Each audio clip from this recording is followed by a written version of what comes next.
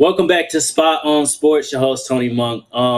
We're coming up on one of the better times of the year when you're not talking about the Super Bowl, NBA All Star games, bowl this and bowl that for college football, or even the Olympics for that matter. It's March Madness time. It is around the corner, March 15th to be exact. We're going to take a look at the current AP poll, but joining me to discuss all of the madness that is soon to happen, my guy Don Watsley. My boy, it's been a while. How you feeling, brother? Doing good, Tony. Thanks for having me. It has been a while, but I'm happy to jump on the platform with you guys and talk some college hoops today. Good, good. So when we look at this AP poll, Don, and obviously we see a lot of teams here that we're very familiar with. We see some teams here that you probably wouldn't have thought would have been in the top 25, or at least to this point in the season, who may kind of falter out, and we'll kind of get into more of that. But what stands out to you when we talk about this top 25 poll? Yeah. So I guess what kind of jumps at the screen on me is those top four right there. They kind of have separated themselves, in my opinion, into kind of a tier of their own.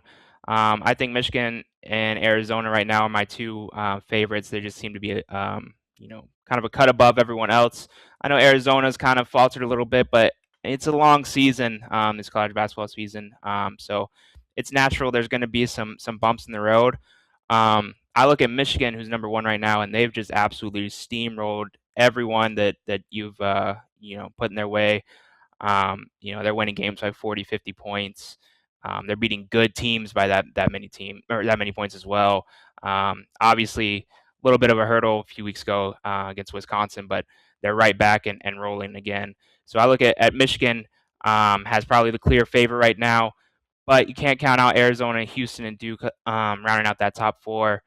And interestingly enough, we get a preview of those four this weekend, where Duke and Michigan are gonna take the court in Houston, Arizona as well. So I guess after Saturday, we're gonna have a few questions answered about who's really that upper echelon and who's kind of a step behind. And Don, I want you to sneak peek us at least one question when we talk about these first four teams that are set to face off this weekend.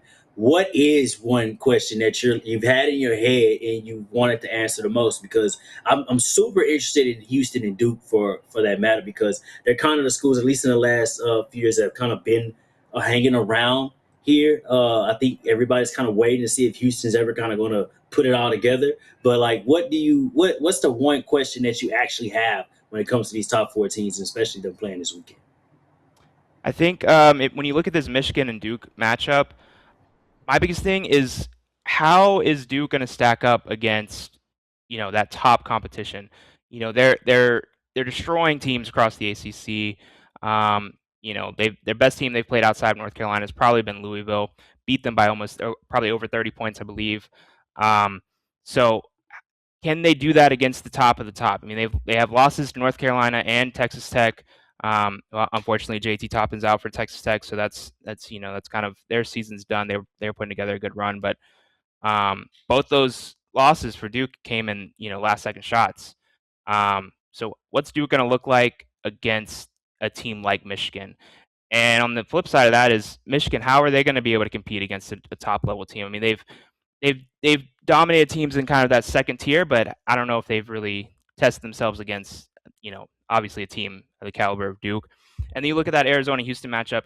How do they both respond after coming off of difficult losses? Arizona put together a great season up to this point. Houston as well, but kind of struggling a little bit. But like I said, it's a long season. There's some bumps in the road. I'm just really interested to see if Houston's defense can stack up to Arizona. One interesting thing about Arizona that's really, really rare these days in college basketball is they shoot about 16 threes a game, which is 357th in the nation out of 365 teams. So um, that's kind of one advantage they have is they're not living and dying by that 3-point line that a lot of teams like to do these days. So can you stop them from getting inside and dominating the paint on you, or can your defense kind of step up? Let's talk about your sleepers and those who are unranked currently. Um, Outside of the top teams that's kind of going to be there, and obviously the top 10 will flip. It'll flip and flop week in and week out, especially within the last, what we have, about 3 weeks until March Madness actually kicks off. Don, who is surprising you the most that they could still become a contending riser? And who unranked could we be just waiting to see probably within the next coming days to a week? Yeah, so I look at teams like, NC State, who's been kind of up and down this year. They just got a big win at home versus North Carolina. They played Duke this weekend, or sorry, next week. So how can they, can they find that level of consistency? I look at teams like Arkansas, what John Calipari is trying to build over there. They've kind of been up and down this year. Can they find that little bit of consistency towards the end of the year? Um, and I kind of look at that. I mentioned I separate like Michigan, Arizona, Houston, Duke into a tier kind of above, but I look at that tier right below them. So I look at teams like UConn. Can they be consistent? Can they put it together defensively enough to make a run? I mean, you can never count out um, Hurley and the boys at UConn. I look at a team like Florida who went really really tested themselves in the non-conference season. They played Arizona, they played Duke, they played UConn. They lost those games, but they were close games, and that's that those kind of games early in the season that really builds character, and that helps you get ready for these runs in March.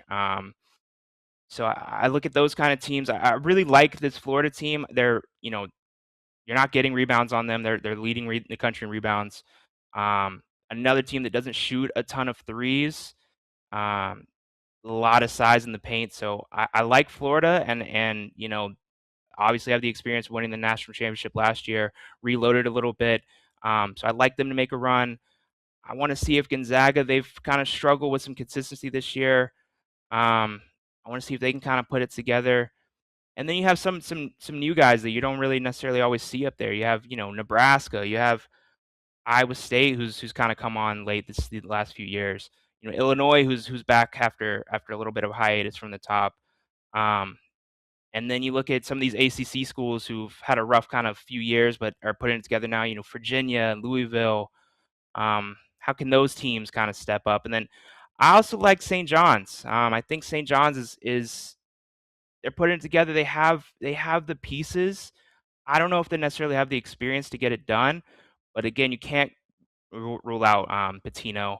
Um, there's a difference between putting together a good regular season and then putting together a good March. And in March, you need experience and you need coaching. And I think that St. John's definitely has the coaching. So we'll see who can put it together and you know put together a good run.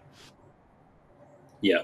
Um, Obviously you're a University of North Carolina merchant, Don. That you bleed the blue. Tell me, sitting at 16 on the AP poll right now, they just had a really good win over Syracuse. Um, where does this team sit within the next coming weeks?